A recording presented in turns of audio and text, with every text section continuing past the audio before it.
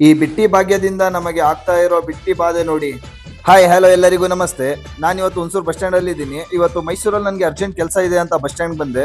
Nearly 1 hour wait ಮಾಡಿದೆ, ಆದ್ರೆ ಜನಗಳು ಮಾತ್ರ ಕಮ್ಮಿನೇ ಆಗ್ತಾ ಇರ್ಲಿಲ್ಲ. ಈ ಜನಗಳ ಸಾಗರ ನೋಡಿ ನನ್ಗಂತೂ ಭಯನೇ ಆಗೋಯ್ತು. ಹಾಗಾಗಿ ದುಡ್ಡು ಖರ್ಚಾದ್ರೂ ಪರವಾಗಿಲ್ಲ ಅಂತ ಫೈನಲಿ ನನ್ನ ಕಾರಲ್ಲೇ ಹೊರಟೆ ಮೈಸೂರಿಗೆ. ಎಲ್ಲೋ ಒಂದ್ ಕಡೆ ಬೋರ್ಡ್ ಮೇಲೆ ನೋಡಿದ್ದೆ ನಾನು, ಗೌರ್ಮೆಂಟ್ ಬಸ್ ನ ಯೂಸ್ ಮಾಡಿ ಕಾರು ವೆಹಿಕಲ್ ಗಳಿಂದ ಓಡಾಡೋದನ್ನ ಕಮ್ಮಿ ಮಾಡಿ ಪೆಟ್ರೋಲ್ ನ ಉಳಿಸಿ ಅಂತ. ಈ ತರ ರಶ್ ಅಲ್ಲಿ ಮನುಷ್ಯ ಆದವನು ಓಡಾಡಕ್ ಆಗುತ್ತಾ?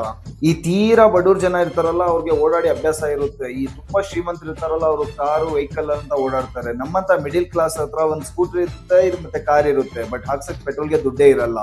ನಮ್ಮಂತವ್ರಿಗಂತೂ ಎಷ್ಟು ಕಷ್ಟ ಆಗ್ತಾ ಇದೆ ಅಂದ್ರೆ ಈ ಬಸ್ಸಲ್ಲಿ ಓಡಾಡಕ್ಕೆ. ಈ ರಾಜಕೀಯದವರು ಗೆಲ್ಲಕ್ಕೋಸ್ಕರ ಮಾಡೋ ಗಿಮಿಕ್ ಒಂದಾ ಎರಡ, ಈ ನಮ್ ಕಾಮನ್ ಪೀಪಲ್ ಗಳಿಗೆ ಯಾವಾಗ ಅರ್ಥ ಆಗುತ್ತೋ ಗೊತ್ತಿಲ್ಲ. ಈ ಫ್ರೀಯಲ್ಲಿ ಓಡಾಡೋ ಲೇಡೀಸ್ ಹೇಗಾದ್ರೂ ಓಡಾಡ್ಲಿ, ಬಟ್ ನಾವು ದುಡ್ಡು ಕೊಟ್ಬಿಟ್ಟು ಇಷ್ಟು ಕಷ್ಟಪಟ್ಟು ಹೋಗ್ಬೇಕಂತ ನಮ್ಗೆ ಯಾವ ಹಣೆ ಬರಹ ಹೇಳಿ? ಮಾನ್ಯ ಮುಖ್ಯಮಂತ್ರಿಗಳೇ, ಲೇಡೀಸ್ ಆರ್ ಲಕ್ಕಿ, ನಾವೇನ್ ಅವಲಕ್ಕಿನ?